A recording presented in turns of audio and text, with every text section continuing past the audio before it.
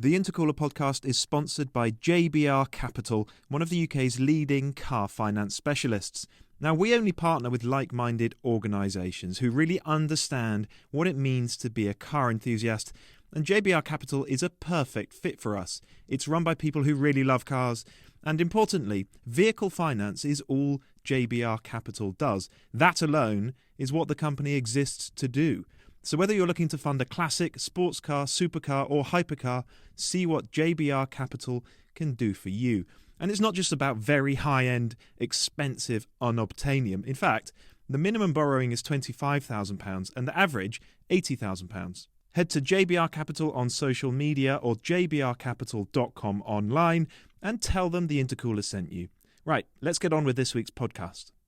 Hi, everybody. This is the last episode of 2021. I'm Dan Prosser with Andrew Frankel. Now, Andrew, this is the final episode. We're going to take a week off. We're going to give ourselves a week off, aren't we? Yay! We are. I mean, it's been a busy year, hasn't it? It's been a busy year for us and also for sort of the car world as a whole. So I think this is going to be a fairly reflective episode of the TI podcast.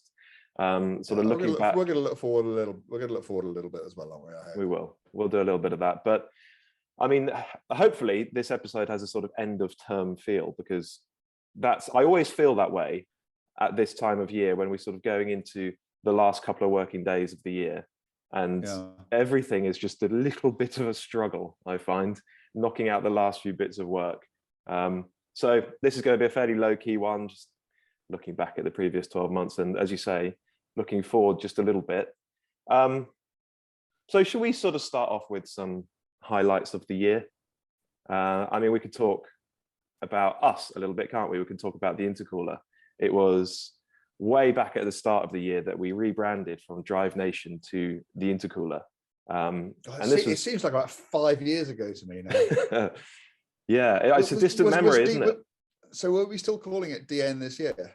I think it's around February time that we changed it. You know, I still have such fond memories of Drive Nation. In fact, the company that does everything that we do is still called Drive Nation Media, isn't it? And it always will be. And it always will be.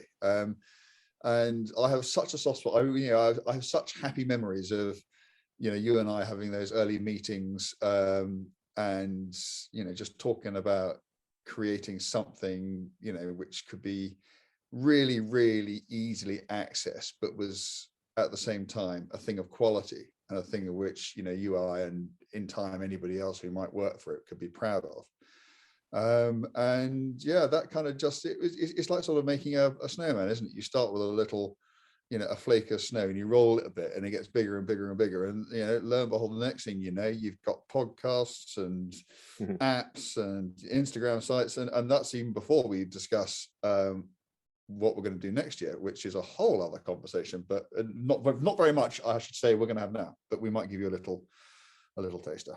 But we have whatever we've achieved in the past, there's a sight more ahead of us than there is behind, isn't there?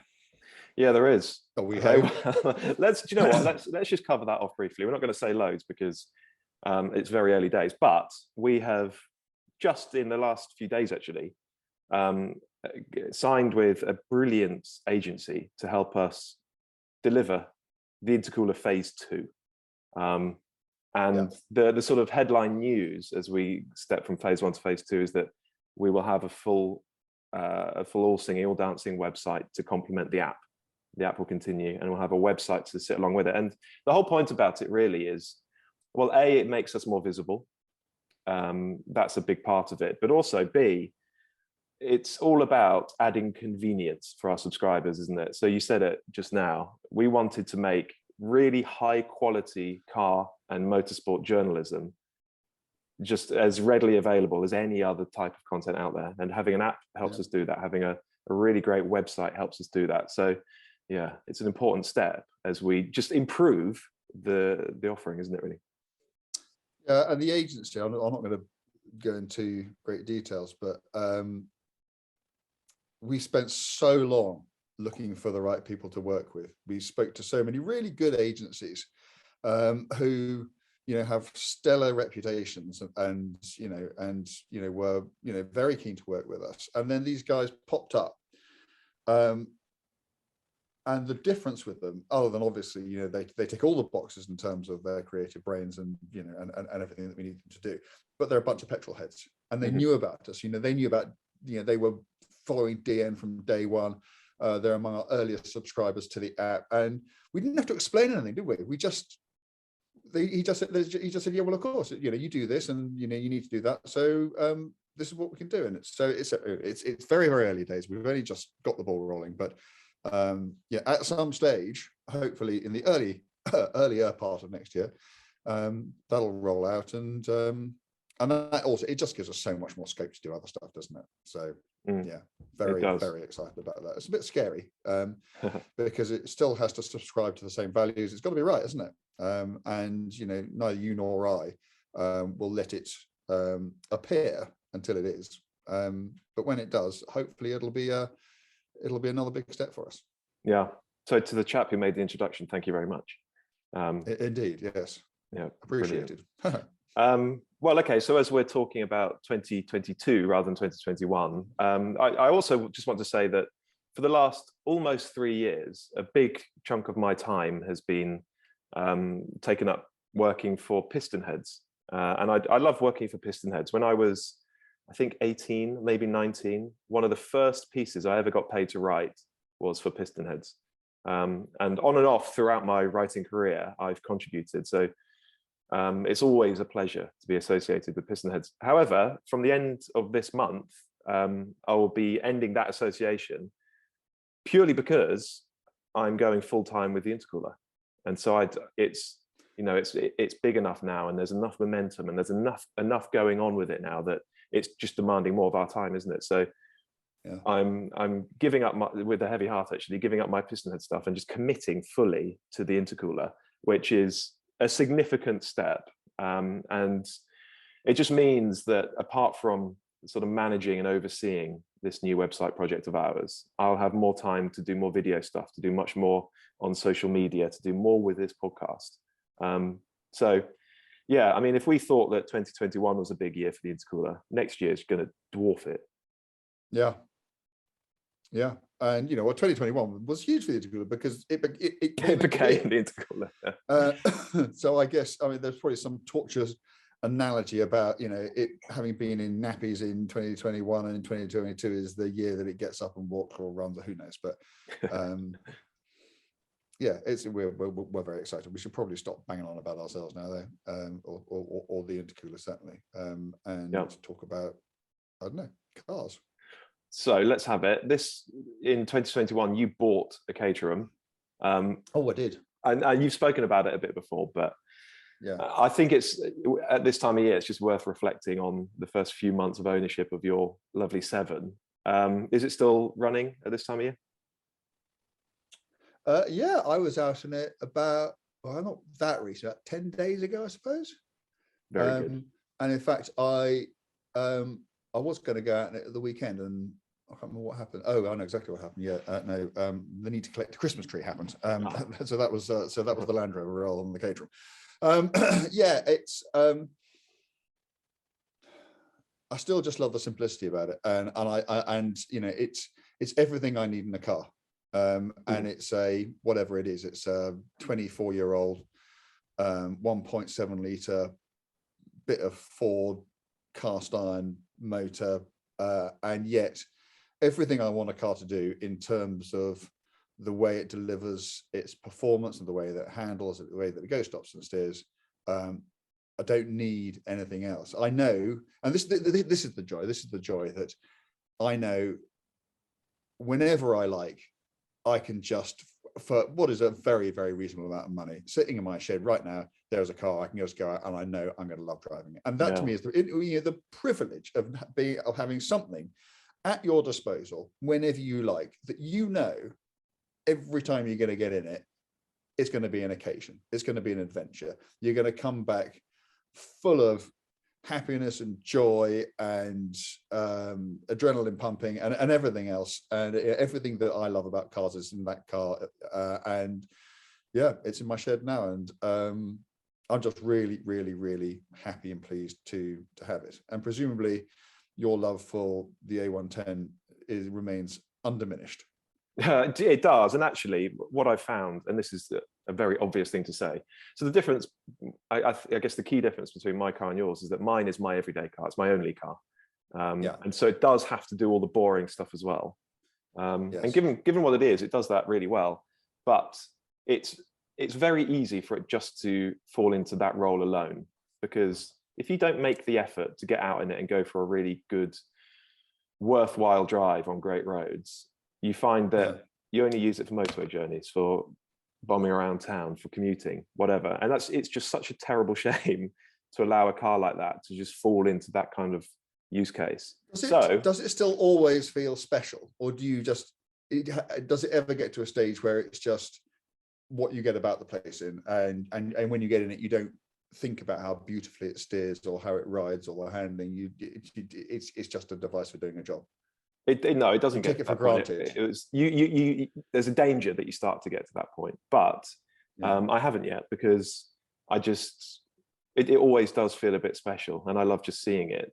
But what I've really noticed is that I can spend a week in a press car, and for instance, this happened when I had a Range Rover Sport SVR Ultimate. Actually, I had that car for 2 weeks, so I did 500-600 miles in it, and then I stepped back into my car, and just in a split second, it all just feels right. And I'm just happy to be back in something low and light and small, as you say, something that steers beautifully, something that has balance, something, even just pulling out of my car park and driving around the corner, it just feels right. But I think the key thing to owning a car, any kind of performance car, is that you take the effort to get out and use it properly. And whenever I do that, I just totally fall head over heels with it again, because it's so brilliant across, along a B road or across a mountain road. And so we did this a couple of weeks ago what was the storm that we had recently? Storm Arwen or something. Arwen, yes. Arwen, and there was a B as well. There was a Barra as well. Okay. But the first one was the worst one. It was the first one. So it was a Sunday morning, or maybe it was a Saturday morning. And three of us went out in two cars. I was in my Alpine, and a friend was he's just bought a Renault Sport Clio 197. Very nice. Which is, brilliant little thing. So off we went. We started dead early. And as we were driving out of Bristol through Clifton, I mean, this was probably the sign that we should have turned around. There was an enormous old tree across the road, and it had knocked down an old wall. We had to drive around this thing, and probably at that point we should have gone, this might not be the morning for this. And of course, the old Severn Bridge, the one towards your house, was closed, so we had to come up with a different route, go over the new one, and then wobble over to the Brecons. So the roads were a bit wet, and as you get up onto the peaks, they were icy and frosty, and actually had snow and hail on them. And really, that should be utterly terrifying in any car. You should just want to turn around and get back to the bottom where the roads are relatively dry. But somehow in the Alpine, it just found grip, and it just felt really sure-footed. And actually, I could carry on having fun, just driving through this very thin layer of white, slushy, icy stuff. But the thing that really blew me away was there's a brilliant road that goes over the hill from sort of Abergavenny to Blaenavon. And right at the start of it, there's this enormous compression. And if you're driving a bit sort of spiritedly, you come into this compression and the car just sits down, and you sort of get pinged out the other side. And the A110 loves it. I had one of my best mates in the car with me, and he said, wow, that just soaked that up, didn't it? And the lad behind in the Clio, which actually has been lowered, it's on lowering springs, he just followed me through. He didn't know the road. He just followed me through. And he said it hit the compression so hard that the light up in the roof lining popped out. The glove box flew open, and all the stuff came tumbling out. And it was only a little bit later on that we realized because the car's a bit lower, doesn't have a great deal of suspension travel, very skinny tyre sidewalls. It was only a few minutes later we realised there was an enormous bulge, sticking out the side of his tyre sidewall. Wow. And that was just a very vivid demonstration of why my car is just so well suited to our roads. It just soaks up all that stuff. And his Clio, which is a brilliant car, great chassis on it, but it just could not cope with that demon compression. And it was, after just being reminded how good the thing is, and also doing some skids in it around roundabouts and tight hairpins, it's just fantastic. And you've been knocking about in one recently, haven't you? I have. I was going to talk about the Legend, the Legend GT, which I'm sure everybody knows, is basically it's your car with the S engine. Yeah. So how much power has that got compared to yours? 292 horsepower. As Mine's got 248. Yeah. So it's another 40 horsepower. Yeah, but there's no more torque, is there? So it's just up the top end. And I say I haven't gone and done the financial calculations in terms of what it's worth, but I think, if I'm honest, if I could, I would. I thought it was superb in a way that I didn't think the S was, because it hasn't got, it's got the standard suspension on it. Yeah. And the car I really want doesn't exist, which is a Pure. So is yours a Pure? Yeah. Yeah. So basically I want your car with a hot engine. Now, if you buy a Legend, you have to have the big seats and all the other bells and whistles on it. I don't want that. I want the absolute basic A110, but with a hot engine. And maybe they'll do that at some stage. But I did love it. And it's the kind of car that, let's not forget that to this day, it's still the only 10-star car that it's the only car we ever awarded 10 stars to. And anything, if you haven't been in it for a bit, you kind of forget a little bit. And I got back into it, and particularly when what is so great about it is so subjective, and it's just basically, because you can look at that car on a piece of paper and you think, well, what's all the fuss about? You've got to get in it and drive it and just feel the way that it steers and rides, and then you just know that you are an exquisitely engineered car, and it is. If it suited my life and everything else that goes on around, I'd have one, as you do. Well, you sent me a very portentous text message when you had this car saying, is this the last great combustion engine sports car? And we thought maybe it would be. The Emira probably is going to be up there. I think I said, is this the last great driver's car? Yeah, okay. Wow. Yeah, I wasn't saying this is the last great driver's car, but I think it's a legitimate question to put. Because neither you nor I, to put these things in sort of ultimate infinite terms is clearly silly, because who knows what the world will have dreamt of in even 10 years time, let alone 20, 30, 50, 100. But it's all going to be very different, isn't it? And and those sort of feels, that feel that you get from a compact, softly sprung, very lightweight car, I don't see where that's going to come from. I really don't. And I hate saying it, but I can see that there can be all sorts of ways that's very impressive. I was out in America driving the Taycan GTS 3 or 4 weeks ago.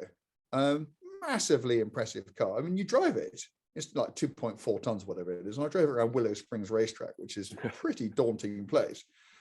And you're just thinking, this is ridiculous. There's no way that a 4-door car weighing that much should be this composed around, frankly, one of the toughest tracks there is, particularly for a road car with no downforce. And so you just think that's amazing, and you admire it so much. But when you get back to the hotel, get out of it, and go off and do some work or go and have a meal or whatever, you're not sitting there thinking about it. You're thinking about when your beer's going to turn up, or whether you're going to hit your deadline. It's not. And I'd say this about any electric car. If any electric car was going to stay with you, that one would, and it just doesn't. It just doesn't. It's a device. Yeah. So your question is a legitimate one. I mean, we hope the Lotus Emira will be excellent. The thing is, with the petrol and diesel ban, effectively only 8 years away now, 2030, is it? And similar bans in other countries across Europe. But they will ban themselves before then, because nobody's going to be selling, cars on, December the 31st, excuse me, 2029, because who's going to buy that car? Colin Goodwin said he would. He wants to be the last person to buy a V8 Corvette, doesn't he? I'm knowing Colin, he will be, but yeah. But that's the point, isn't it? With only 8 years left, that's the life cycle of a car. So, unless it arrives next year, no one's going to go and develop a brand new ground up sports car like the A110 was, because there just isn't time. There isn't time to sell it for long enough and get your money back. Exactly. So it's an interesting point. Do you know what? I drove a couple of cars last week, a couple of electric cars that made me think, I can see an EV sports car. The face. And I have to qualify it. I don't think it will ever be a proper Sunday. Well, I don't know. I think a great engine and a gearbox that gives you that extra interaction. I know the cars you're talking about. Okay, go on then. What am I talking about? They're BMWs, aren't they? They are. Yeah, they are indeed. Go on. So I didn't. Okay, so I'm not sure we will ever have an electrically powered car that will move us and stir us and excite us in quite the same way. But I am now convinced there can be an electric sports car that is fun to drive to some degree. And for a long time, I just wasn't sure if that was possible. So I drove a BMW i3S, which is not a new car, but I drove it for a good reason. That'll become clear on the app quite soon. And I actually just like driving a car like that as quickly as I can even on flowing B roads. I found a few, and to some extent it was enjoyable. But the other car I drove was an i4, but not the M50 model that you had a go in, and I don't think you were terribly impressed, were you? I wasn't at all. It felt cumbersome and ponderous, and so but I can remember thinking, I suspect the standard car is an awful lot better than that. Is an awful lot better than this, and you're telling me that it is. So this is. Well, I didn't drive the M1, so this is the i4 40. It's the rear drive one, single motor, and I enjoyed it actually. It didn't blow me away, but I really enjoyed driving it. I think what I like about it is that it actually feels very conventional. It just feels like a 4 Series, doesn't it, inside? To sit in and to sort of operate, and it's plenty brisk enough with that single motor. It really does, in the way of electric cars, it really does get going, and that sort of wilts and fades above 50 or 60 miles an hour, but for the road that doesn't really matter, does it? But I found a car that steered well, that felt really balanced, that felt keen and agile. It just felt like the way a BMW saloon car, or sort of 4-door coupe, I suppose, the way one of those should feel. Just well sorted. And without any M badges on it, without any potential that, that's the key. Your expectations are not there to be shattered, are they? It seems to me that M and RS and AMG in this new world of ours that we're heading towards will only stand for more performance. It does sort of feel that way. Whereas to people like us, an M should be the most engaging BMW. And it sounds as though the M50 i4 isn't that. It isn't. But actually, I've thoroughly enjoyed driving the rear driven single motor i4. And also, if you turn off the stability control, it just does skid everywhere, particularly on a sort of wet, greasy road. Every roundabout, every junction, it's just... Well, and of course, because it's almost silent, no one knows you're doing it. Yeah. And so... go on. And so I stepped out of those two cars, the i3S and the i4, and just thought, I am now convinced that in a purpose-built sports car, so perhaps it's the Alpine that we know is coming. And David Tuig wrote a brilliant piece for the Intercooler about how to make electric cars fun to drive, an electric sports car. And he just makes the case for a car that's as light as possible, that has a modest battery, there's a single motor at the back, he thinks you could get something like that down to 1,300, maybe 1,400 kilos, which is still a good chunk heavier than an A110, but it's sort of Cayman Boxster territory, isn't it? And I can see myself really enjoying one of those. Maybe not to the same extent as a combustion car, but enjoying it nonetheless. And actually, driving those BMWs just made me feel a whole lot more hopeful. Good. We're gonna have to persuade you, though, aren't we? You bet. Can I just briefly trot through some of the cars that I've driven in the year and just some thoughts about them? And these are mainly cars that have surprised me one way or the other, probably for positive reasons. So if I had a car of the year, and this is not the best car I drove this year, but it's the car that I guess I was most pleased to have driven. It's the GT-AM Alfa Romeo Giulia. Interesting. Only because I have been waiting for, and I mean this quite literally, decades for Alfa Romeo to build a car like that.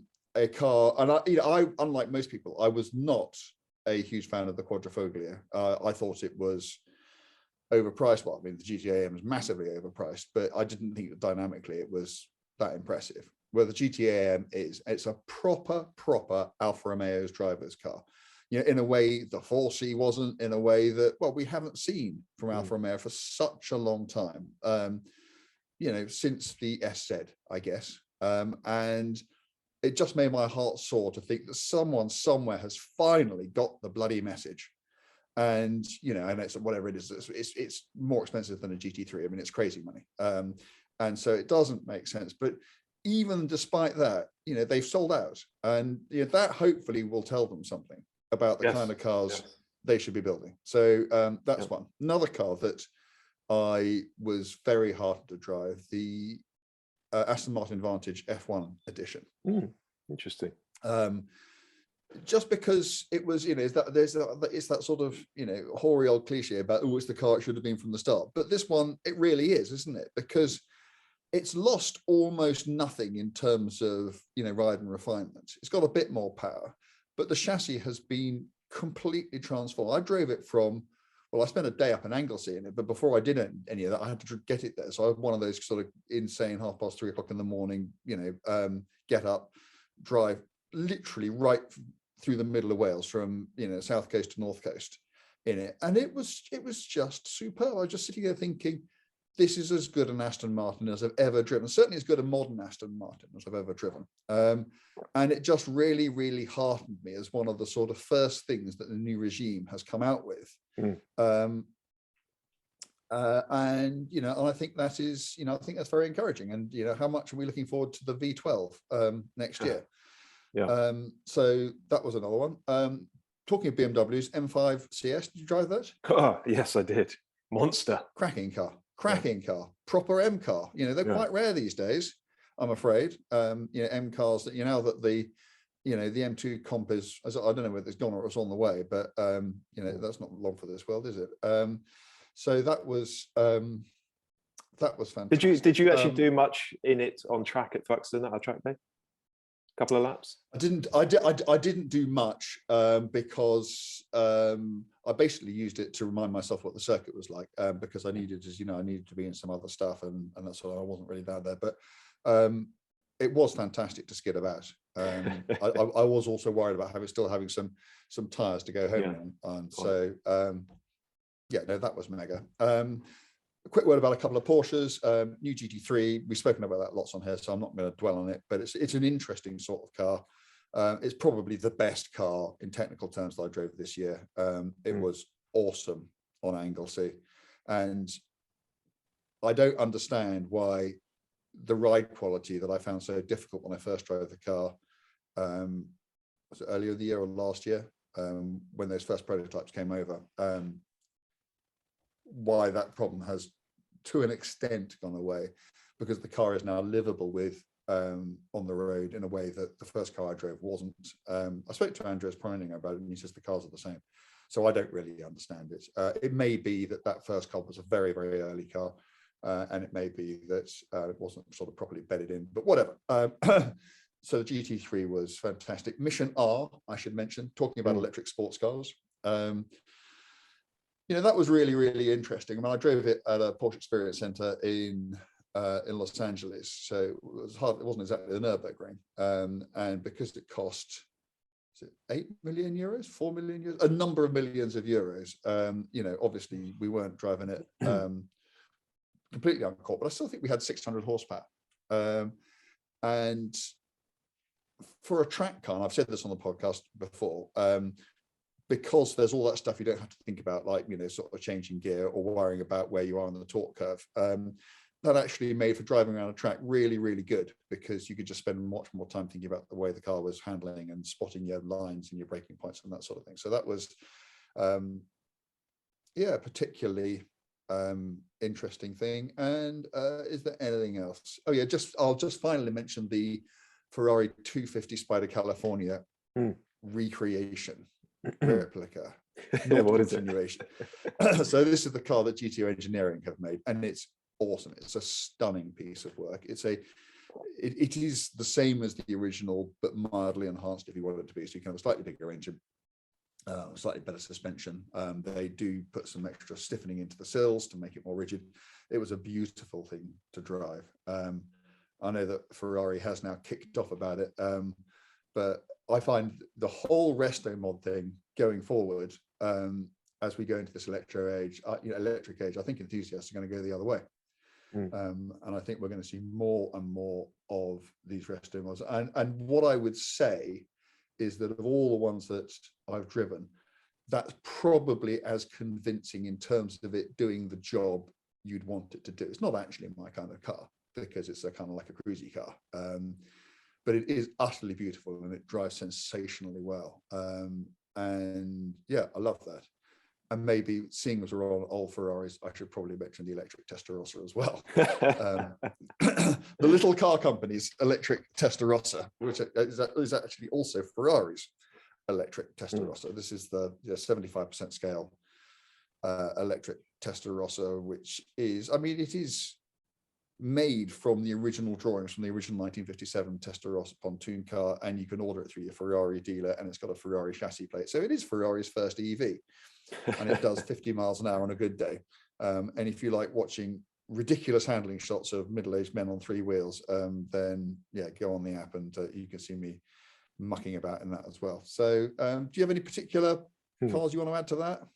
Do you know what, whenever I'm trying to remember what I've been up to over the previous 12 months or whatever, I just scroll back through the photo album on my phone, because I always photograph, the stuff that I drive, just my own sake, really. But yeah, actually, I realized that I've driven some bloody brilliant things this year. I had a really good go in a first generation 997 GT3. First time I'd driven one of those in 10 years or something. And it's just so great to drive. Surprisingly hardcore, actually. The low speed ride is actually funny. It makes you laugh. It's steering very heavy, clutch very heavy, gear shift very heavy. But once you get going, unbelievably good to drive. The way it steers, the gear shift, the damping, the engine. It's easy to think, actually, with current modern GT Porsches that, these new engines that rev to 9, they are astonishing, but there's still something about the Mezger. When you go back and have a good go in an old Mezger engine, and that probably revs to the best part of 8, doesn't it? Yeah, I think beyond 8.250 or something, maybe. Yeah, so it's not exactly sluggish, is it? No, it's not. So that was fantastic. Of course, I had my trip to Italy, to Maranello, including Fiorano, where I drove the SF90 Assetto Fiorano. The following day, I drove a Roma, and I took it to a brilliant road, an hour or something northwest of Modena, to the Parma hill climb, where Enzo Ferrari first competed in a motorsport event. It just happens to be a brilliant mountain road, and actually, I thought the Roma was fantastic. More sort of athletic than I was expecting it to be, and just the speed that it had along that road was stunning. And then the following day, it was the 812 Competizione at Fiorano, which is a truly spellbinding car. I think I've actually only done a handful of laps on track in it, and that's it. But I loved it, and I think it's probably my favorite Ferrari. It's the reality is, how long is Ferrari going to be able to build NA V12 cars for without some hybrid assistance? Not long. It could be it.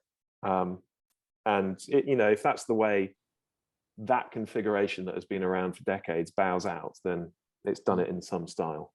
I also drove a prototype 959. Of course you did. Thanks to DK Engineering, and I wrote about it on the app, and it was such a cool thing. Not only because it's a 959 and that's just wonderful, but because this was a prototype, and so it was a sort of decontented 959. So it didn't have the adjustable suspension. It didn't have things that made the 959 so clever, like the tire pressure monitoring system and other bits and pieces. And it's the car that I drove, one of only a handful, really just 3 or 4, I think, maybe 2 or 3 prototypes in private hands. What made this car special is that it's reportedly the lightest 959 in existence, because it does without so much of the sort of hardware of the customer cars. And it's got mega power, almost 500 horsepower, and it goes like stink. And I'm just wondering, what must that have felt like in 1986 or whatever, when, what's your average family saloon car then, when that's slow? It would have been a Vauxhall Cavalier. There you go, a Vauxhall Cavalier. Or a Ford Sierra, a 1.6L Ford Sierra. Yeah, exactly. And then you've got... It felt like a spaceship. A near 500 horsepower 959 with sequential turbos. I just can't imagine what that was like back in the day. And we've spoken about it before, but we had that brilliant day with our investor, our friend RS driver, where he let us drive his 3.2 Club Sport, his Carrera GT, and his RS 4 litre. So, and also you and I had a very memorable day, didn't we, in the Cotswolds? You in an Alfa Romeo 8C and me in an Aston Martin DB3S, and thank you to the chap who made that happen. In terms of the stuff I've driven this year, I feel enormously privileged. I've never had a year quite like it, actually. Oh, fantastic. Well, we better make sure there's some even more next year. Can we turn our attention to people just for a minute? Yeah. Okay, because I've been thinking about who my person of the year is, and I'd probably have given a different answer 10 days ago. But I think it's Lewis. Yeah. It's interesting, isn't it? On the year that he doesn't even get nominated for Sports Personality of the Year. Yeah. And it's because I think this is the year when we've finally seen the ultimate Lewis. And he didn't win the championship. We're not going to get back into that. But to me, in terms of the way that he raced, but far more importantly to me, the way he conducted himself out of the cockpit, particularly after being robbed at that last race, I just thought he was spectacularly impressive. And I would never have, I don't think I would have ever called him my person of the year in any previous year, because I think you have to be more than a really good racing driver to earn an accolade like that. And I think that he has certainly this year come across as being an extraordinary, human being, gentleman, and sportsman. So he is my person of the year. Not Michael Massey then. Let's leave that there. We don't have to go into that. Let's just leave it at that. And can I also just a couple of people who aren't with us? I mean, obviously Frank Williams' passing was very sad for the entire sport. I mean, extraordinary contribution. But actually, and this is just me being selfish because he was a bit of a mate. I still can't quite believe Murray is gone. And I feel so lucky to have about, I suppose probably 2 years ago now, I went and had lunch with Murray, and I hadn't seen him for a while. And we sat down and we just talked for 3.5 hours, and he was on fantastic form. And so often, and I had this, I had this with Sterling as well. I don't really remember the last great conversation I had with Sterling. I don't remember the last time we sat down and hooted with laughter, but I'll always be able to remember the last time I saw Murray, and he was on such fine form. And it was obviously an honour and a privilege to do it, but it was just such a pleasure too. Yeah, I just wanted to give him a bit of a shout out as well. Yeah, we've lost some characters this year, that's for sure. We have. Good. Okay, well, I mean, Can I mention one more thing? Okay, Sorry. go on. Just while I'm going down memory lane and being spectacularly self-indulgent, I just wanted to say thank you to Max Gerardo for letting me drive my dad's Dino. Oh wow! Because that happened this year as well.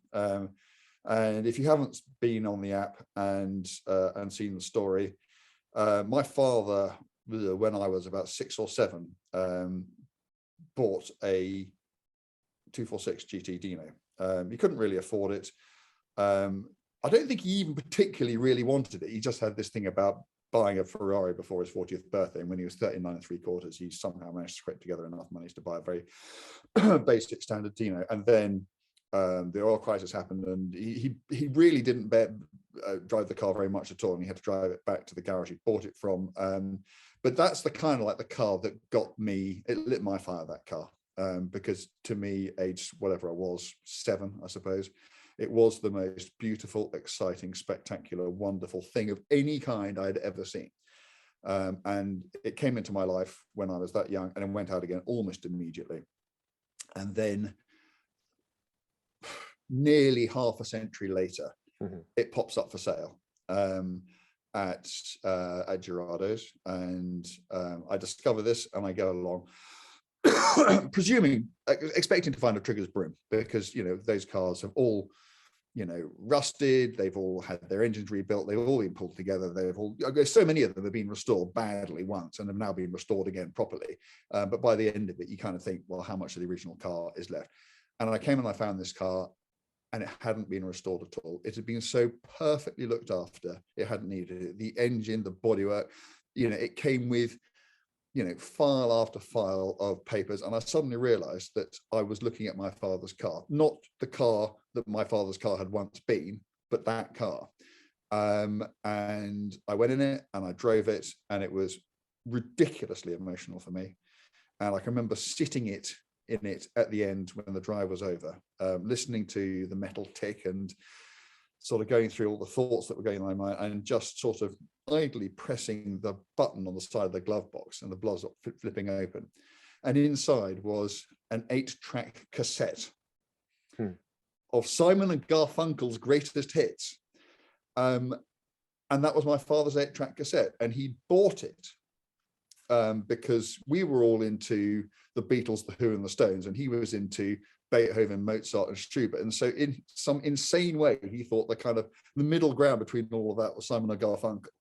And so he bought this thing, and it was clearly still in the car when he drove it, presumably somewhat miserably, back to the dealer at the end of when he realized he had to sell everything because he'd lost all of his money. And half a century later, it's still in the glove box. And then I went home, and with my missus, I did all the mad maths in the world to see if there was any way we could somehow, mortgage the children or whatever, and scrape together the funds to buy this thing. And we just couldn't, which is, fair enough. And somebody else has it now. But I did get a beautifully wrapped little package about 3 days later from Gerardo's. And it was the 8-track cassette, which I have now. I don't have an 8-track player to play it on, but I guess I can go and get one of those. And I don't actually need to really, because I've got the cassette, and it was a wonderful, wonderful keepsake, a fantastic memory to have of what in many ways is probably the most important car in my life. So that was probably the most extraordinary thing that happened to me in 2021, and in many ways in my working life. So thank you, Max. Thank you, Davida. Thank you, everyone at Gerardo's, for making that possible for me. I cannot tell you how much I appreciate it. Yeah, and Andrew's too modest to say, so I'll tell you all listening that he wrote a piece about it for the app, the Intercooler app, and it's one of the best pieces we've ever published and one of the best received pieces we've ever published. So if you're a subscriber, or even if you're not, you can go and download the app and start your free trial and read the piece. I promise you it's worth doing. Okay, well, while we're doing thank yous, I just want to rattle through a couple. Thank you to JBR Capital for coming on board as our podcast sponsor. We're hoping to do much more with that partnership next year. And having a proper podcast sponsor on board just means we can do much, much more with this podcast and make it better. Thank you also to all of you who specifically downloaded our last episode about the Abu Dhabi GP, because it was such a hot topic for a solid week.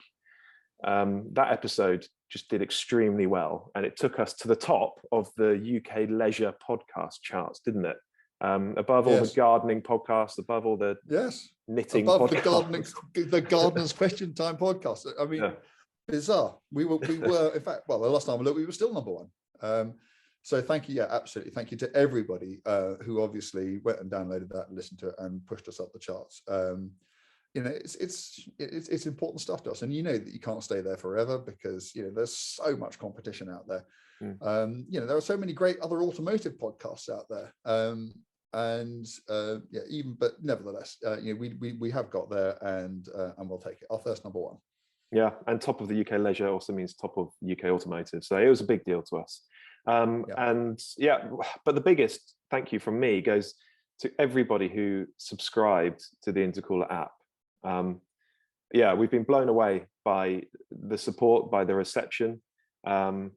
It's, as you can imagine, this is my full-time thing now. It's extremely important to me and to both of us, all of us involved.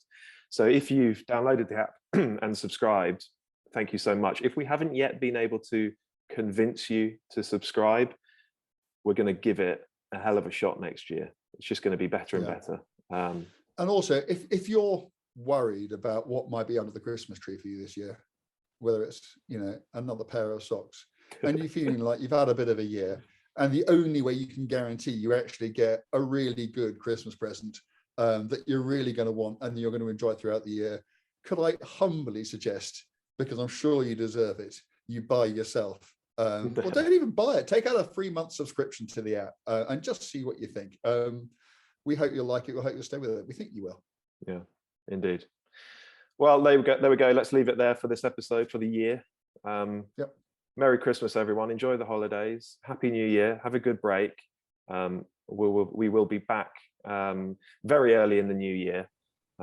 So enjoy the break, and we'll talk to you then. Look forward to it. Thank you all.